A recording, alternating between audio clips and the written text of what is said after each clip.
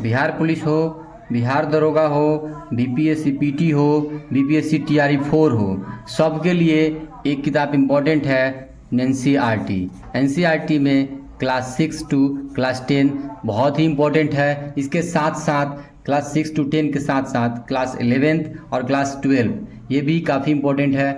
NCERT book में हम अपने सीरीज में लेकर आएंगे ज्योग्राफी, हिस्ट्री, पॉलिटी और इकोनॉमी और साइंस के वीडियोज़, जिसमें आपको साइंस में मिलेंगे बायोलॉजी, फिजिक्स और केमिस्ट्री। आज की डिस्कशन हम ज्योग्राफी से स्टार्ट करते हैं, ज्योग्राफी के क्लास 6 से। तो आइए बिना विलंब किए हुए अपने किताब से ही डायरेक्ट ओनली एनसीईआरटी हूबहू एनसीईआरटी के लाइन बाय लाइन डिस्कशन देखते हैं और लाइन बाय लाइन एक्सप्लेनेशन साथ साथ करते हैं।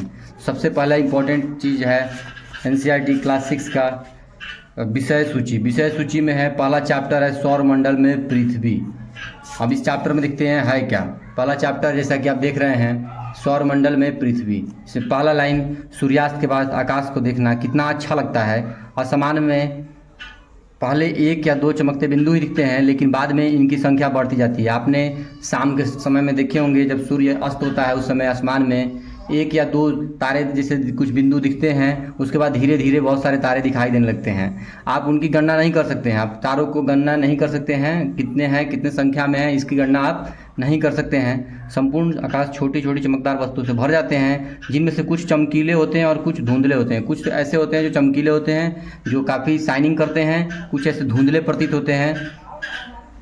ऐसा प्रतीत होता है मानो आकाश में हीरे जड़े हो, ऐसा प्रतीत होता है मानो आकाश में हीरे जड़े हो। इनमें से कुछ टिमटिमाते हुए भी प्रतीत होते हैं, लेकिन अगर उनको ध्यान से देखें तो पाएंगे कि इनमें से कुछ ही टिमटिमाहट अलग है। ये बिना किसी टिमटिमाहट के चंद्रमा के समान चमकते हैं। इन चमकीली वस्तुओं को साथ में आप लगभग प्रतिदिन चंद्रमा को भी देखते हैं।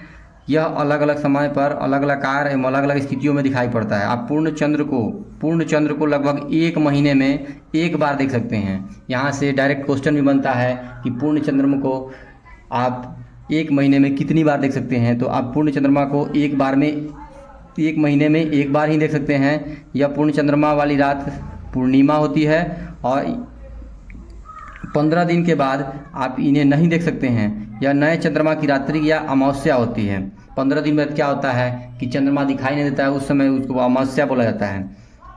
ऐसी रात में अगर आसमान साफ है तो आसमान का अवलोकन अच्छी तरह से कर सकते हैं। क्या आपको इस आश्चर्य नहीं होता है। ये चीज़ें बताया गया है कि चंद्रमा में इन सभी छोटी चमकीली वस्तुओं को क्यों नहीं देख पाते हैं। हम जो दिन के समय में चंद्रमा और जो चमकते हुए शाम के समय में जो तारे दिखते हैं या जो भी वस्तुएं दिखती हैं उनको हम लोग दिन के समय में क्यों नहीं देख पाते, ऐसा क्या होता है। तो इसका कारण है कि सूर्य के प्रकाश जो है, सूर्य के अत्यधिक तेज प्रकाश के कारण रात के समय में चमकने वाली वस्तुओं को हम दिन में नहीं देख पाते हैं। सूर्य का प्रकाश चूँकि इतना ज़्यादा होता है कि उसके प्रकाश के सामने ये सारी चीज़ों का चमक जो है नहीं दिख पाता है। सूर्य, चंद्रमा तथा वे वस्तुएं जो रात के समय आसमान में चमकती है उनको खगोलीय पिंड कहते हैं। सीधा सीधा क्वेश्चन इससे भी बहुत सारे आए हैं कि खगोलीय पिंड में क्या क्या आते हैं। तो यहाँ पे दिया हुआ है कि सूर्य, चंद्रमा तथा वे सभी वस्तुएं जो रात के समय में आसमान में चमकती हैं खगोलीय पिंड कहलाती हैं। ठीक है, नेक्स्ट आगे बढ़ेंगे। कुछ खगोलीय पिंड बड़े आकार के वाले गर्म होते हैं, जैसे सूर्य हो गया एक बड़ा खगोलीय पिंड है जो गर्म है। ये गैसों से बने होते हैं, इनके पास अपनी ऊष्मा तथा प्रकाश होते हैं। जैसे सूर्य क्या है, एक तारा है, वैसे भी बहुत सारे तारे हैं जिनके पास अपना प्रकाश और ऊष्मा होती है। तो एक चीज़ ये भी आता है कि तारों के पास क्या होता है, अपनी ऊष्मा और अपनी प्रकाश होती है। वे खुद ऊष्मा जनरेट करते हैं, खुद प्रकाश, ऊष्मा से प्रकाश भी फैलता है जिसे वे बहुत बड़ी मात्रा में उत्सर्जित करते हैं। इन खगोलीय पिंड को हम लोग तारा कहते हैं। यहाँ आ गया बात कि तारा किसको कहते हैं, जिसके पास ऊष्मा और प्रकाश हो, अपनी ऊष्मा और प्रकाश हो। तो सूर्य भी क्या है, एक तारा है। सूर्य भी ऊष्मा प्रदान करता है और प्रकाश भी देता है, तो सूर्य भी क्या हुआ, एक तारा हुआ। नेक्स्ट आगे बढ़ते हैं, इसमें देखेंगे, यहाँ से देखेंगे कि रात के समय में चमकते हुए अनगिनत तारे सूर्य के समान ही हैं। लेकिन क्या होता है कि जो तारे हम देखते हैं वो भी एक सूर्य के समान ही है, क्योंकि उनमें भी अपना प्रकाश और ऊष्मा है। लेकिन हमसे बहुत अधिक दूर होने के कारण हम लोग उनकी ऊष्मा और प्रकाश को महसूस नहीं कर सकते। वो सूर्य से बहुत ज़्यादा दूर हैं, इसलिए हम उनकी ऊष्मा और प्रकाश को महसूस नहीं कर पाते हैं और बहुत ही छोटा दिखाई पड़ते हैं। जो चीज़ आप देखे होंगे कि जितना दूर होता है उतना छोटा दिखता है। इस तारा में भी ये भी कंसेप्ट है कि सूर्य से पृथ्वी के दूरी के कंपेयर में सूर्य से तारों से पृथ्वी की दूरी बहुत ज़्यादा है, इसके कारण तारे छोटी दिखाई देते हैं पृथ्वी से। आपने उस ध्यान दिया होगा कि कुछ दूरी पर रखे हुए यही की बात पर डिस्कस कर रहा है, जैसे हवाई जहाज कितना ऊपर छोटा कितना दिखाई देता है, नीचे वो कितना बड़ा दिखता है, इसका कंपेयर किया है। जो कह रहा है कि रात के समय में देखते समय आप तारों के विभिन्न समूहों द्वारा बनाई गई विविध आकृतियों को देख सकते हैं। जैसे रात के समय में क्या होता है, जैसे यहाँ पिक्चर में देख रहे होंगे कि एक स्ट्रक्चर बन रहा है तारों से, इसी तरह यहाँ बनता है। उसको हम लोग क्या कहते हैं, नक्षत्र मंडल। क्या कहते हैं उसको, नक्षत्र मंडल कहते हैं। एक वर्ड आता है इसमें अर्सा मेजर या बिग बियर।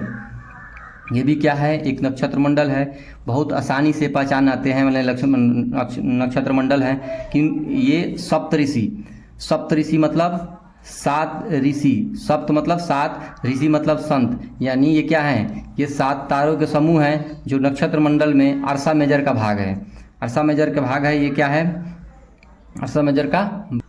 जैसा कि आप देख रहे हैं यहाँ पे 1 2 3 4 5 6 7, ये 7 जो तारे हैं ये क्या हैं, सप्तऋषि हैं, जो किनके भाग हैं, अर्सा मेजर के भाग होते हैं। और अर्सा मेजर और बिग बियर क्या है, एक नक्षत्र मंडल है। क्या है, नक्षत्र मंडल है। नेक्स्ट देखेंगे हम लोग कि ये जो आपने परिवार पड़ोस में किसी बड़े व्यक्ति से कहिए कि अगर एक प्रैक्टिकली करके दिखने के लिए बोला है कि आपको आसमान में और अधिक तारे, ग्रहों तथा नक्षत्रों को दिखाएं। प्राचीन समय में लोग रात्रि के समय, पुराने समय में क्या होता था कि रात के समय में लोग दिशा का निर्धारण जो होता था तारों की सहायता से करते थे। जैसे कि एक दिखा गया है इस पिक्चर में कि एक लड़की खड़ी है, ये 2 तारों के सामने जो तारा दिख रहा है इसको बोलते हैं ध्रुव तारा। क्या बोलते हैं इसको, ध्रुव तारा। यहाँ भी दिया हुआ है कि हमेशा किस दिशा में होता है, उत्तर दिशा में। तो इससे एक डिसाइड होता है कि ध्रुव तारा जिधर है वो क्या है, उत्तर दिशा है। क्या है वो, उत्तर दिशा है। और एक बार उत्तर दिशा डिसाइड होने के बाद उसके बाद बाकी सारे दिशा का ज्ञान ऑटोमेटिक हो जाता था। जैसे कि हम लोग एक दिशा अगर डिसाइड कर लेते हैं, उधर अगर फेस करें तो अपने राइट हैंड, लेफ्ट हैंड और बैक साइड उत्तर के जस्ट अपोजिट क्या, दक्षिण हो जाएगा। और उत्तर साइड अगर फेस करते हैं तो राइट हैंड जाएगा पूरब की तरफ, लेफ्ट हैंड जाएगा पश्चिम की तरफ। इस तरह चारों दिशाओं का ज्ञान एक ध्रुव तारा के कारण हो जाता था। पुराने समय में हम सप्तऋषि की सहायता से ध्रुव तारा की स्थिति जान सकते थे। जैसा कि हमने बताया कि 7 सप्तऋषि तो तारा होते हैं, उसमें से 2 तारों को एक साथ मिलाते हैं यहाँ पे लास्ट वाले, तो यहाँ से सीधे ध्रुव तारा का ज्ञान हो जाता था कि ध्रुव तारा एक इसी सिमिलर दिखता था जो उत्तर दिशा में जनरली पाया जाता है।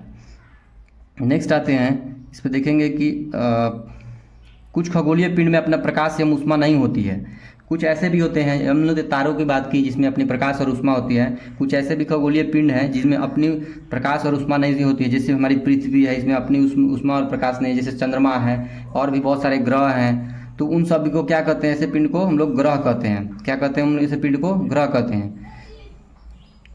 अंग्रेजी में इसको प्लेनेट कहते हैं। प्लेनेट एक ग्रीक भाषा है जो प्लेनेटाई से बना है। अब क्वेश्चन यहाँ से भी बनता है कि प्लेनेट जो है वो किस शब्द से व्युत्पन्न हुआ है, किस शब्द से बना है। तो ये ग्रीक भाषा है, प्लेनेटाई से बना हुआ है, जिसका अर्थ होता है परिभ्रमक अर्थात चारों ओर घूमने वाला, चारों ओर घूमना। जैसा कि हम देखते हैं कि अब जो हमारे ग्रह हैं वो अपने अक्ष पे चारों तरफ घूमते हैं। जैसे पृथ्वी एक ग्रह है, पृथ्वी अपने 23.5 डिग्री झुकी हुई है और वो अपने अक्ष से चारों तरफ घूमती है, पश्चिम से पूरब की तरफ घूमती है। तो इसीलिए इसका एक ग्रीक भाषा में प्लेनेटाई शब्द से जुड़ा हुआ प्लेनेट इसका नाम रखा गया ग्रहों का। और ग्रहों का जो प्लेनेटाई है इसका शाब्दिक अर्थ होता है परिभ्रमक अथवा चारों तरफ घूमने वाला। पृथ्वी जिस तरफ पर हम रहते हैं ये ग्रह है, यह अपना संपूर्ण प्रकाश एवं ऊष्मा सूर्य से प्राप्त करती है। पृथ्वी पर जो भी ऊष्मा है या जो भी प्रकाश है वो सूर्य से प्राप्त होती है, जो पृथ्वी के सबसे नज़दीक का तारा है। पृथ्वी का क्या है, ये सबसे नज़दीक का तारा। जैसे कि मैंने पीछे भी बताया कि जो सूर्य है पृथ्वी से जितना दूरी है उसके कंपेयर में तारों की दूरी ज़्यादा है पृथ्वी से। तो इसी तरह इससे क्या डिसाइड हुआ कि सूर्य सबसे नज़दीकी तारा है पृथ्वी के, इसीलिए सूर्य की ऊष्मा सब पृथ्वी पे आती है और सूर्य से ही प्रकाश मिलता है। पृथ्वी को बहुत अधिक दूर से जैसे चंद्रमा से देखने पर एक चंद्रमा की तरह चमकती हुई प्रतीत होती है। जैसे कि हम चंद्रमा को देखते हैं रात के समय में तो चमकती हुई प्रतीत होती है, वैसे ही चंद्रमा से अगर हम पृथ्वी को देखें तो ये भी सूर्य के लाइट को रिफ्लेक्ट करता है और वहाँ से भी ये चमकते हुए दिखाई देता है। इसमें कुछ चीज़ें दी हुए हैं जो तथ्य हैं, यहाँ से भी क्वेश्चन बनते हैं। सिमिलरली हम देखते हैं कि यहाँ से भी क्वेश्चन बनते हैं। बृहस्पति, शनि, यूरेनस के चारों ओर छल्ले पाए जाते हैं। 3 ऐसे ग्रह हैं जैसे बृहस्पति, शनि, यूरेनस, इनके चारों तरफ क्या होते हैं, छल्ले पाए जाते हैं। छल्ले का मतलब हो गया ये मान लीजिए ग्रह हो गया, तो इस तरह का कुछ स्ट्रक्चर होता है और इस तरह का कुछ इसमें पाया जाता है छल्ला जैसा। तो ये हो गया क्या, ये हो गया बृहस्पति, शनि और यूरेनस, इनके चारों ओर क्या पाए जाएंगे, छल्ले पाए जाएंगे। जैसा कि हम यहाँ पे स्ट्रक्चर में देखेंगे कि एक शनि ग्रह दिया हुआ है, शनि में ये जो है ये छल्ला है, ये शनि में बेसिकली 7 होते हैं, 7 छल्लों पाए जाते हैं। इसी तरह बृहस्पति में भी, इसके साथ साथ बृहस्पति में भी, शनि में भी, यूरेनस में भी, ये तीनों में पाए जाते हैं छल्ले। विभिन्न पदार्थों के असंख्य छोटे छोटे पिंड की पट्टियाँ होती हैं और पृथ्वी से इन छल्लों को शक्तिशाली दूरबीन की सहायता से देखते हैं। पृथ्वी से आप इन छल्लों को देखना चाहते हैं तो नग्न आँख से नहीं देख सकते हैं, जैसा कि हमने देखा, इसे सिर्फ हम दूरबीन की सहायता से देखा जा सकता है क्योंकि ये हमसे काफ़ी दूर होते हैं और दूर होने के कारण ये बहुत ही छोटे दिखाई देते हैं जो हमारी नग्न आँख से नहीं दिख पाएंगे। आज के लिए इस वीडियो को हम यहीं पे रुकते हैं, कल से इसका बचा हुआ भाग पार्ट 2 करके लाएंगे और बने रहिए। और अच्छा लगे तो वीडियो को ज़्यादा से ज़्यादा लाइक, सब्सक्राइब और शेयर करें ताकि जो बच्चे नहीं जुड़ पाए हैं, जो इसके नीडी हैं, उनको भी ये वीडियो आसानी से अवेलेबल हो सके। धन्यवाद।